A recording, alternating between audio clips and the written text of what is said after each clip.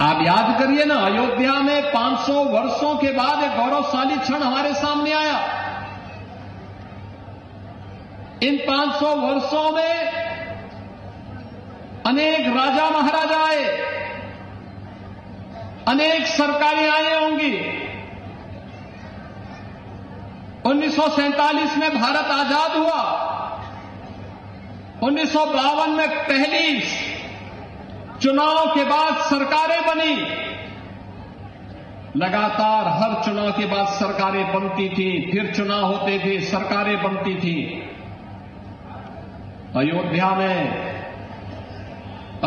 में भगवान राम का उनकी जन्मभूमि पर भव्य मंदिर के निर्माण का कार्य हो, आखिर ये उनके मन में क्यों नहीं आया? आज तो हर व्यक्ति कहता है कि साहब राम हमारे भी हैं। हमने कहा सभी के हैं, राम तो सबके हैं, भेद इसमें है ही नहीं। लेकिन कुछ लोग हैं जो अवसरवादी रवैया अपना करके जब संकट आता है तब राम याद आते हैं और बाकी राम को विस्मृत कर देते हैं, राम को भूल जाते हैं। इसलिए भगवान राम भी अब उनको भूल चुके हैं। अब उनकी नैया कभी पार नहीं होनी है, उनको कभी आगे नहीं बढ़ना है। इन रामद्रोहियों के लिए अब कोई जगह नहीं जो राम भक्तों पर गोली चला रहे थे, राम काज में बाधक थे।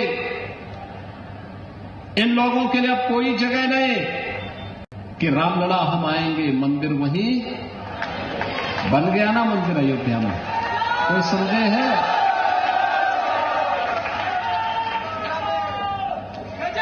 कोई संदेह है? और हम आज फिर इस बात को कह रहे हैं कि कयामत के दिन तक भी कभी कयामत का दिन तो कभी आना ही नहीं है, और इसलिए बाबरी ढांचे का पुनर्निर्माण कभी होना ही नहीं है। जो कयामत के दिन आने का सपना देख रहे हैं, ऐसे ही सड़गल जाएंगे, कभी वह दिन आने वाला नहीं है। और उनके सपनों को ऐसे ही हम अपनी विरासत को सम्मान देते हुए भारत की गौरवशाली परंपरा को, सनातन धर्म की इस परंपरा को, जैसे प्रधानमंत्री जी ने 25 नवंबर को अयोध्या धाम में आकर के सनातन के प्रतीक श्री राम मंदिर में भव्य केसरिया ध्वज का आरोहण किया था, ये केसरिया ध्वज हमेशा ही भारत के इस गौरव को, सनातन के इस गौरव को आगे बढ़ाने का कार्य इसी मजबूती के साथ करेगा।